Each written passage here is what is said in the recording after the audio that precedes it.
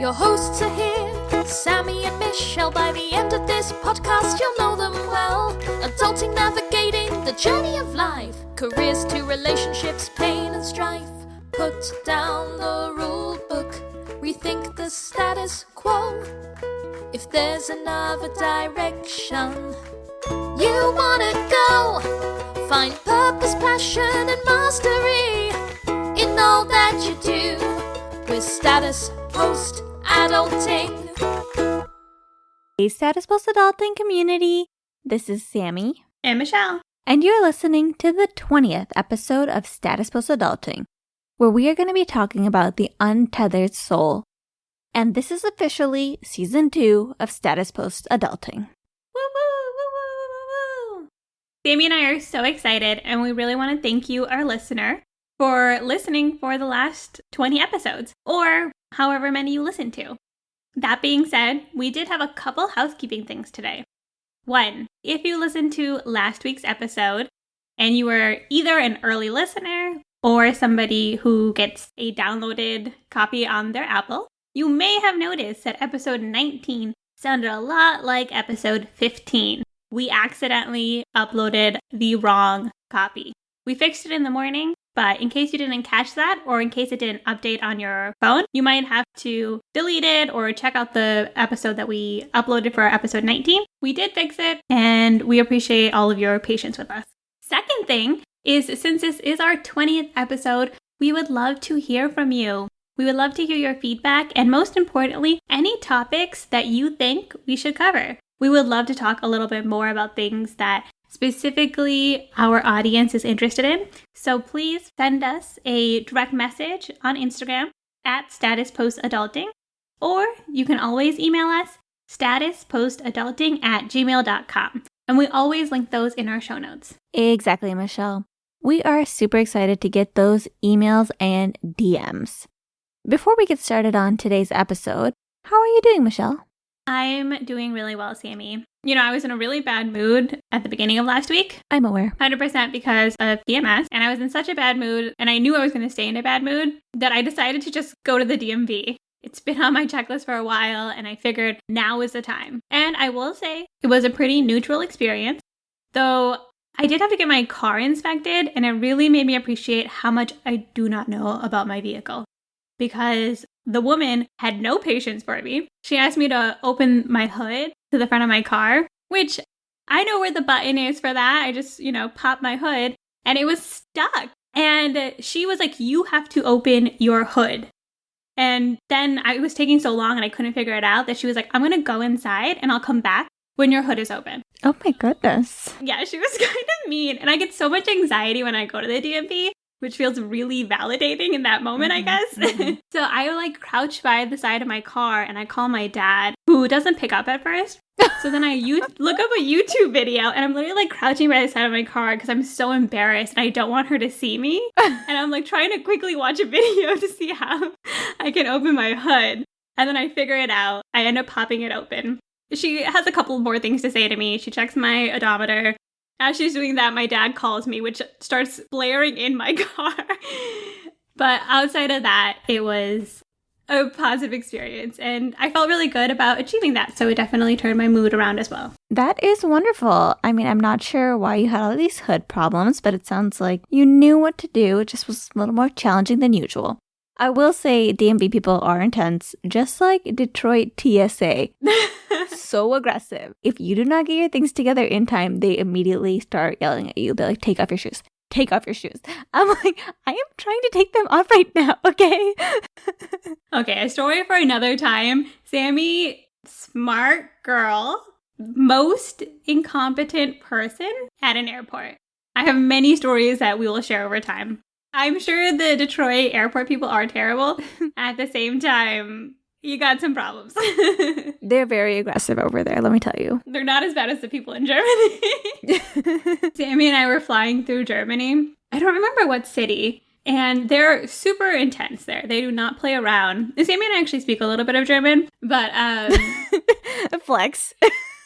So we kind of understand what they're saying. I'm just saying. So we're going through the German security, and Sammie has her water bottle, non-reusable water bottle, completely filled with water. And so so this is when we were traveling through Europe with like a bunch of our friends. So we're all in line. They're not having it with us. They're so upset. Like, they're already annoyed with us because, first of all, I don't know why everybody in Germany is like super quiet. So this line was like silent, minus us laughing hysterically at each other. And then the woman like signals to us that there's still water in the water bottle. And I was like, don't worry, I got it. So then I start chugging the water. And then she goes, 9. And I start laughing and I start spraying water everywhere. And she's like, 9. And then she ends up sending Sammie dump it out the back of the line. And she has to go all the way back through. But that was probably top 5 most intense airport experiences that we had. Yeah, it was pretty funny. I take a little bit of the blame for that because that was a very stupid move. It was so aggressive. She grabbed it and she started chugging it. So I started dying laughing. I don't know why I thought in that moment I could chug a full water bottle. And this lady did not have a sense of humor about it. She was like very upset. She was so upset. Yeah, we have a lot of stories like that. Fun times being terrible airport people. Even though we're very respectful, we just somehow always end up getting in trouble. Yeah, we do. That one was on me. That story was on me. 99% of the time it's Sammie. True. Though it was your bottle of water. Yeah, I'm not denying anything here. I'm not denying anything. That was our airport experience, but I'm really excited today to talk about The Untethered Soul by Michael Singer.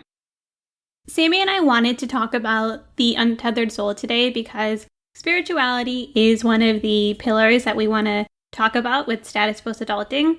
And we think that the topic within The Untethered Soul is one that is really foundational to building your spiritual practice.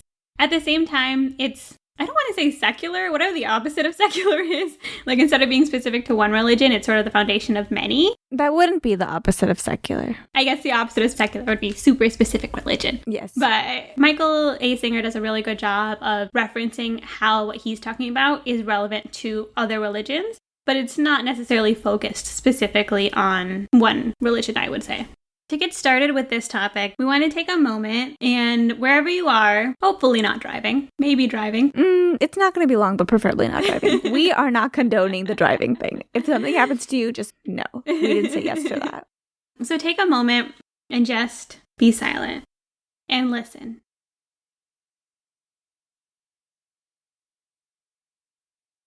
And do you hear a voice? Do you hear something saying, "Oh my God, how long is this silence? Oh my God, I'm driving. This is super dangerous. I love these girls so much. I feel like they're my sisters." Whatever it is, whatever that voice is, we all have it. I believe. I think we all have a voice in our head. That voice is the main focus of what Michael Singer talks about in The Untethered Soul. Yes, Michael calls out the voice. And the voice is really thoughts. And thoughts are not self. The idea that thoughts not being self is not new. This idea has been around for millennia. Buddha was talking about it. Buddhas before him, because I think there were like multiple Buddhas. They were all talking about it. People who are not Buddhist, Jesus alluding to it. People know that thoughts are not self. But the way Michael A. Singer describes it in this book hits home, and it really just like slaps you across the face and it's like, thoughts are not self. Reading the book itself is just an experience. So that's why we want to talk about it today. Yeah, we hope to give you a little bit of a taste. And if it's something that you're interested in, we highly recommend reading The Untethered Soul. We are not getting paid for this. I think it would be immoral if we were. Well, I don't think it's immoral. Let us know, but nobody's getting paid for this. Anyway, we'll hope to give you a little bit of a taste of what he talks about in The Untethered Soul, but he has such a good way of keeping it really simple and just beating you over the head with it a million times. When I started reading The Untethered Soul last week, it was the first time I read it, the second time Sammie read it, and especially since I was in my bad mood, I honestly wasn't really up for it. Michael Singer introduces this idea that you have this voice in your head, and his big thing is that you are not this voice. You shouldn't listen to this voice, and you should silence this voice. And I was like, that voice is my friend, and I do not want to get rid of my friend. But going through the whole book really made me appreciate why it's better to live without said inner voice. It's so true, Michelle. There's a voice which oftentimes can be referred to as the ego, your sense of self. But he acknowledges that that's not your true self. Your true self is more the consciousness or the awareness that sits behind that. And the true self is silent. As silent beings, we can take in everything that we see, and we really don't need all these thoughts to analyze, plan, or remorse over all the things that we experience. So Michael Singer talks about how if you're driving in your car, you're seeing all of these trees, you're seeing the road, we're always taking everything in.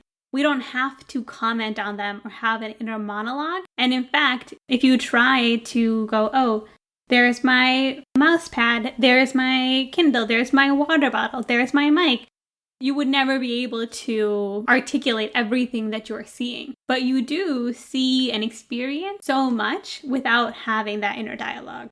Exactly, Michelle. What I like is he really makes our thoughts into this crazy being that's around us.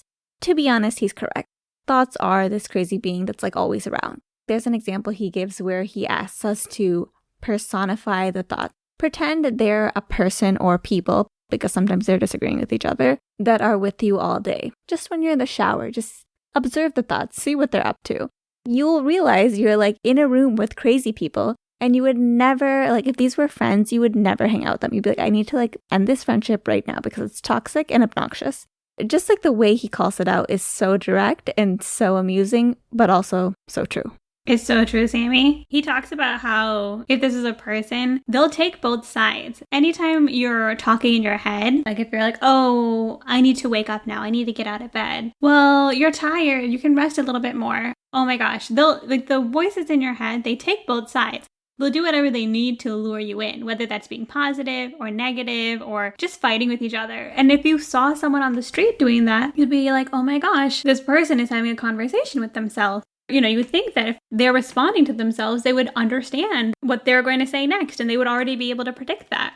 If you just take some time to like pay attention to your inner dialogue, not judge it necessarily, just listen to what you're saying to yourself, you'll see that it does bounce around. Yeah, Michelle, it bounces around and it's also so sensitive. Michael has this quote where he says, "The problem is that the part of you that gets disturbed is way out of balance. It's so sensitive that the slightest thing causes it to overreact. You are living on a planet spinning around the middle of outer space, and you're either worried about your blemishes, the scratch on your new car, or if you burped in public. It's not healthy." I like how he points it out as super sensitive. No matter how quote-unquote sensitive your voice is, all of our voices are too sensitive. They hyper-react to any external situation that's going on out there. Instead of feeling like we are the voices, like the voices are our personality, that voices define us, like in our nature, acknowledging that the being that sits back and silently observes it is actually you, it really just immediately lightens everything up. Like whenever I sit back and I think, oh, let me just observe what the voices are doing. I don't think that's just happening with no thoughts. It's funny because everything just dissolves. Even if I wanted to have it keep going, it just dissolves. Because as soon as I can get back to that more spacious, conscious perspective, whatever drama was going on dissolves. Absolutely, Sammie. I love when he says the mind is melodramatic. Oh, yes. Your mind is the thoughts going through your head. And if someone said I was melodramatic, I don't know how I would respond to it. But since I am not my thoughts, I can objectively say, oh my gosh, this girl crazy. Oh, who are you talking to like that? Mm-hmm. Why are you jumping all over the place? Mm-hmm. It's really funny. He definitely calls out the mind a lot. And another thing he talks about, it's not only about the conversation that your mind is having. He also talks about how a lot of our unhappiness comes from the fact that we are working so hard to protect our mind from future problems. Exactly, Michelle. He talks about how we build this ego, essentially, that is sensitive. It has a way that it wants to be perceived. It has a way that it wants other people to act towards it. It has a way that it wants life to go. And if anything goes out of place, it's going to freak out and it's going to overreact. It sets the mind to do the job of making sure that everything goes well. And then because of that, your mind is like, sure, I'm just going to keep thinking and thinking all day long to make sure that this perfect world that she wants to live in will go on. In fact, Michael even says, I want everyone to like me. I don't want anyone to speak badly of me. I want everything I say and do to be acceptable and pleasing to everyone. Now, mind, find out how to make this a reality. Your mind said, I'm on the job. I will work on it constantly. And that is literally what our mind does. Exactly, Sammie. And the truth is, we set ourselves up for failure when we do that. Because we ask our mind to predict every worst situation. We say, okay, I want to, for example, go to this party and I don't want to say anything stupid. I don't want to snort when I laugh. And what happens is that we make mistakes. We are people who have flaws. If we do something and we're not able to predict an outcome, we end up beating ourselves up over it. And our poor ego is thinking, I'm doing all of these things. I'm trying to make sure you don't do this and you don't laugh and you don't spill food on yourself. And oh my gosh, we just cannot protect ourselves from all of the things that can happen to us in the world. For me, that really resonated because I find myself thinking about the future and trying to figure out, okay, how can I protect myself in this way? How can I protect my finances? How can I figure out what I'm doing for work? And I just go through all of these different lists, and the uncertainty can cause me anxiety because I feel like I don't know what's going to happen in the next year or 2 years. It's so rewarding to instead be able to say, I've done the things that I need to do, and I will live and observe life as it happens. I won't live in the future and worry about what can go wrong. I'm going to instead live in the present and handle things as they come.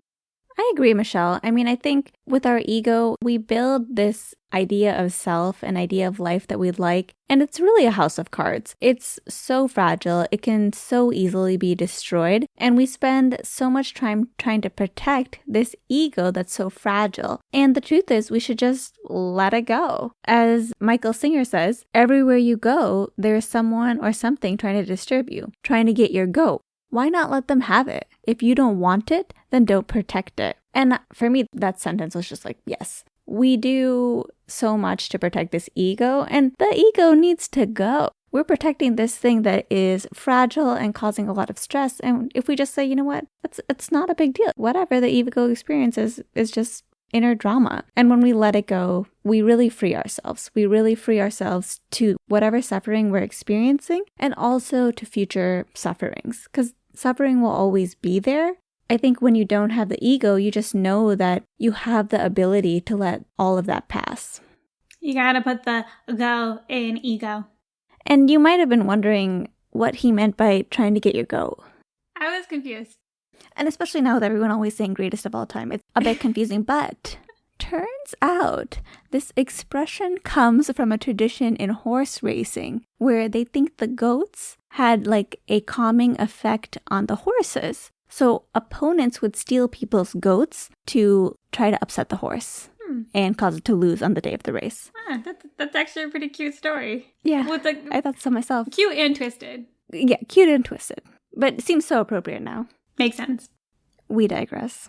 To clarify too, Sammie, Michael Singer isn't saying that bad things won't happen. He's not saying that you won't feel pain. A big thing of his is feeling whatever it is when it happens, understanding that things do happen and we will encounter hardship in our lives, but experiencing it, being in that moment, understanding that this is happening and handling it however you need to, but not getting attached to the thought about it so that 5 years down the road, 10 years down the road, you're still thinking over and over and over about it and you're just reliving that pain. That is really the crux of where the suffering comes in. Exactly, Michelle. It's funny because when I was thinking about this, when you learn how to sit back and let the silent observer self watch your ego self go in these thoughts and then let it dissipate, you really have a sense of confidence. And I was thinking it's like finances. Like when you have an emergency fund and you know like, hey, I can live for a year without needing any income. You feel confidence. You feel comfortable. You're not going to be trapped in a job that you hate. You're not going to be put in situations that you don't like because you have a way, like a financial way to escape things. And I feel the same thing about spirituality. When you know that you can sit back and let the silent observer just watch and let the thoughts dissipate, you feel a sense of confidence that you can take on difficult situations in life.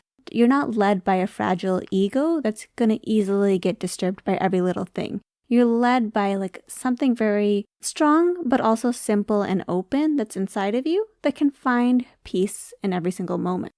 Exactly, Sammie. And like everything, this is the type of exercise, sitting back, observing your thoughts, and letting them go. It's the type of thing that takes practice.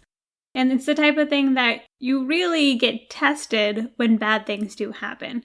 As somebody who is relatively new to this idea, it's super interesting because in the moment, it's easier to be like, yes, I feel so centered and one, and I am just watching the world happen. But if something happens, I'm going to be angry, or I'm going to be sad, or some of my thoughts are going to come in that fights back and says, oh, but don't you really want to think about that guy that didn't text you back last year? And the truth is that you have to. The truth is that it is an exercise. It's something that you have to keep doing. And it's something we'll keep talking about as well. And it's something that we're working on every single day. Yeah, obviously we're not like enlightened beings yet. But like we're like so close. We'll let you know. We're all going to get there together. This is the last lifetime. Yeah, we're all... We're not coming back for reincarnation, y'all. We are getting enlightened. We're going to the higher plane. Amen, girl. We will all be tiny Buddhas by the end of this podcast series. Season 3. What to do when you're enlightened. But yeah, like Michelle was saying, there are ways to practice getting better at this meditation and things like that. But I would say that reading this book, again, it was like a meditation in itself. It was like sometimes you need meditation and sometimes you just need someone to slap you across the face and say, no thoughts. And literally that's what like this book does over and over again in like a really humorous way. To the point where I was like, I should be reading this book at least Q6 months because it's excellent. I totally agree, Sammie. Michael Singer, especially in the audiobook, it is a very light and humorous way to digest this information. It's very simplified, and so we highly recommend it. And quite honestly, with some of his examples, I felt called out. I won't go through all of them, but he's got our number, okay? He's got our goat. Not sure if I used that phrase correctly. Yes, I'm not sure when this book was written, but these examples are 100% relevant today. Mm-hmm. I totally agree, Sammie. And bigger picture, I do feel like once you're used to letting the silent observer be the leader of your experience, rather than letting thoughts define what's going on every single day, you enter a transcendent plane. For me, I know sometimes I can see little auras around people, like little colors, not reliably. But whenever it does happen, it's when my mind is totally clear and I'm being driven by that silent observer and I'm just experiencing. No thoughts are there. That's when I'm more likely to see the colors. I feel like anything that I think is more likely to manifest when I have that clear mind as well. And of course, if none of those crazy woo-woo things are going on, there is just also the added benefit of the extreme peace that you feel when your mind is in that state. It is hard to say, Sammie, what you will experience when you do let go of your thoughts and are able to just be present and experience life in its fullest potential. Exactly, Michelle. And even if there's no craziness, I think the most beneficial thing that comes out of letting the thoughts go is just the peace and the contentment that you feel in your heart. As Michael Singer says, choose happiness. Choose happiness, Fleck. Stop choosing the other choice. It's stupid. What do you want? Happiness or unhappiness? Period. End of story.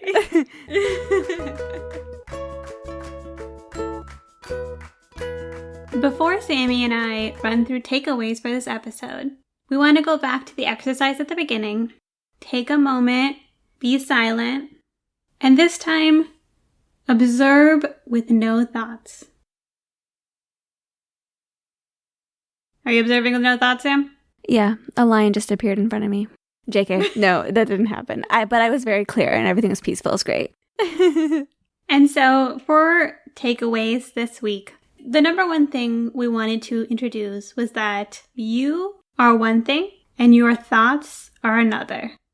Said a different way, you are not your thoughts.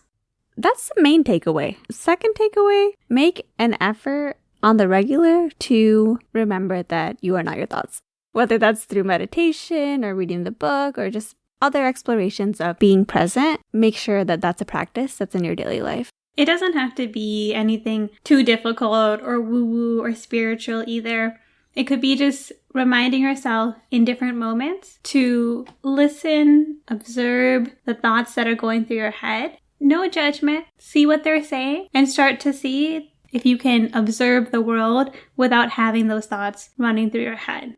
But it's a constant practice. It's not something that you, our young Buddha, can do today. Unless you can, in which case, write to us. We'll get you on the pod. If you are already enlightened and don't feel like it's too earthly to be on a podcast, please send us a message. We would love to have you on the podcast. And I would say a final takeaway is that you are not your thoughts. Just needed to be reiterated. I mean, honestly, if that's the one takeaway you get from this lifetime, it's going to be your last because that's an important one. That's a good takeaway. And to take that one step further, we work so hard to protect ourselves, to try to protect our ego and create this system where we think if we can think about every situation, if we can practice it all in our head, if we can do all of these things to be perfect, then maybe we can prevent fear, suffering, sadness, jealousy, whatever it is. And the reality is that that just sets us up for failure. Understand that things will happen to you in your life of varying degrees, of varying severities. But to sit and worry and fear it today, it's going to focus your energy on your thoughts, and it's not preventing anything from happening. Well said, Michelle. We hope you guys enjoyed today's episode and found it exciting. If you're interested and you want to learn more, go ahead and read Michael Singer's book, The Untethered Soul, and we'll definitely be covering topics like this in the future as well. If you guys have been enjoying our podcast, Season 1, loved it, please write us a review on Apple Podcasts. Also, follow us on Instagram if you're using social media at Status Post Adulting. Or you can send us a message, recommendation, comment at our email, statuspostadulting@gmail.com. Thank you so much for listening today and listening to this episode where we take a look at the Untethered Souls. And we look forward to getting together next week. Yes, be sure to join us next time as we put down the rulebook and rethink the status quo.